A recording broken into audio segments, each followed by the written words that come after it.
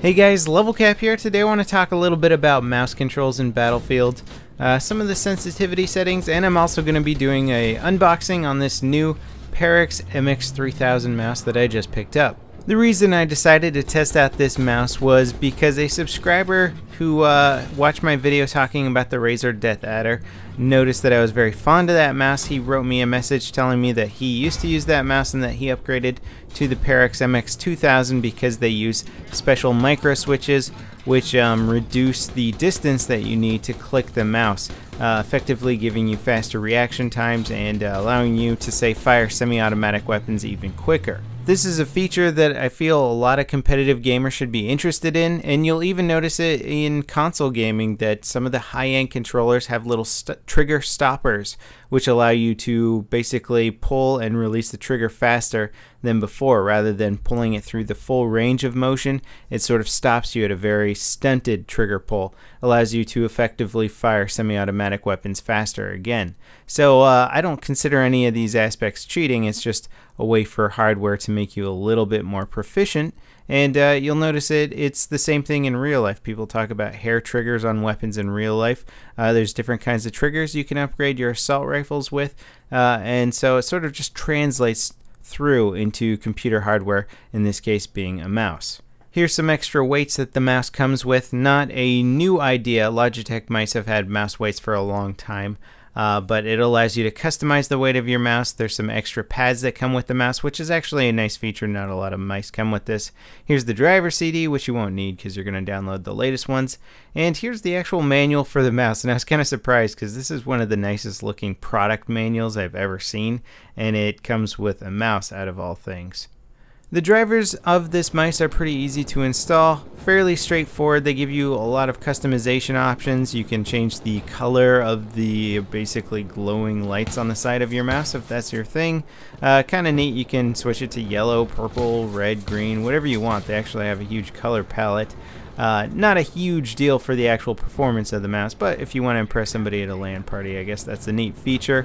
They have a Dpi slider, a polling slider, basically all the little customizations and configurations you would want on a high-end mouse driver. And I was liking the interface. The only problem I seemed to have was that it gave you the option to enter your own custom DPI setting, yet it would never save it to the exact value. For example, I wanted to enter 1800 for my DPI setting on this mouse, and it would always round out to 2000, which is not exactly what I was looking for. So I found that a little bit unfortunate. I was eventually able to mimic the exact same sensitivity settings I was used to on my old mouse. Just keeping the same values in terms of how much you need to move the mouse around is a really good tactic when it comes to switching between games and also switching between hardware, just to make your life easier on you when upgrading to a new mouse or new hardware or whatever.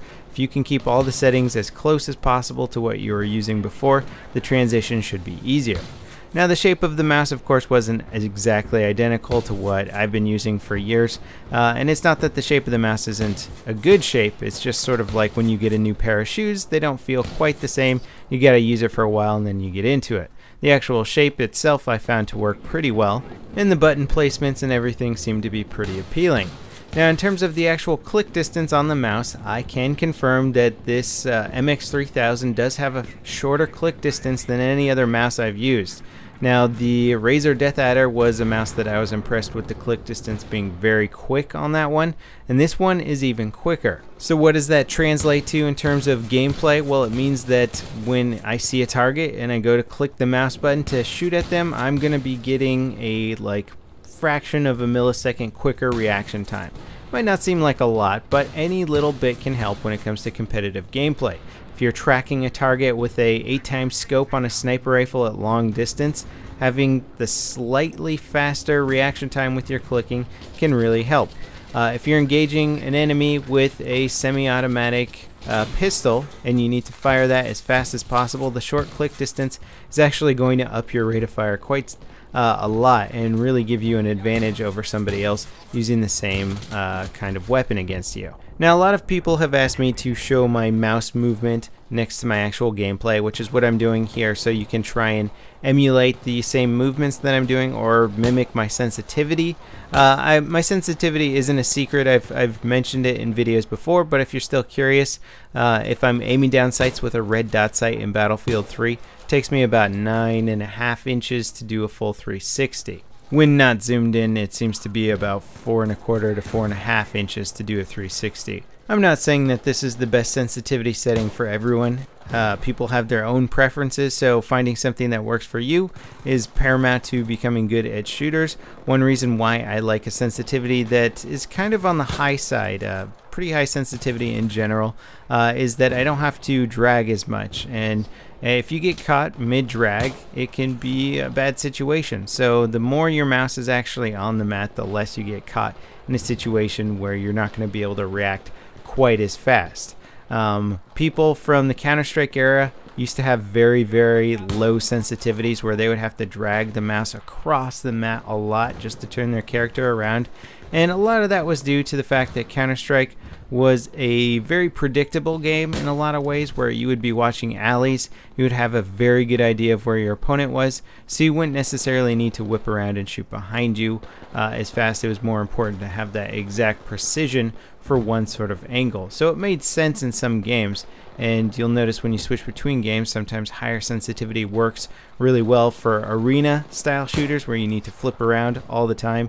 Low sensitivity works for slower paced games where you're watching alleys. So it's important to just find something that you feel works best for you, and if you play a variety of games, which I do, then finding something that works for a good variety of games can be a nice way to transition between them without having to throw off your sensitivity every single time. In terms of button functionality on this mouse, there is a Dpi slider that is located below the thumb, and then 3 thumb buttons above the thumb. So your thumb, when it's resting in its sort of just general dragging or gaming state, is going to be between these sets of buttons. And I did find myself accidentally hitting the Dpi slider on the mouse a few times. If I were using the mouse more, I'd probably try and get used to that and not do that. But the idea of having buttons in an area that I'm gonna hit by accident does concern me a little bit. I'm sure practice would get you to the point where you're not going to be hitting those buttons on accident, but in general I like to have kind of a clean surface on a mouse where I don't have to worry about button placement too much. There's 3 buttons above the thumb, and those are easily accessible. They're small, and you can program them to a lot of things. So having a good amount of thumb buttons but not overkill is a good way to go, and I think the MX does a good job of that. Now, when it comes to comparing this mouse against my previous mouse, which was the Death Adder, there are some pros and cons.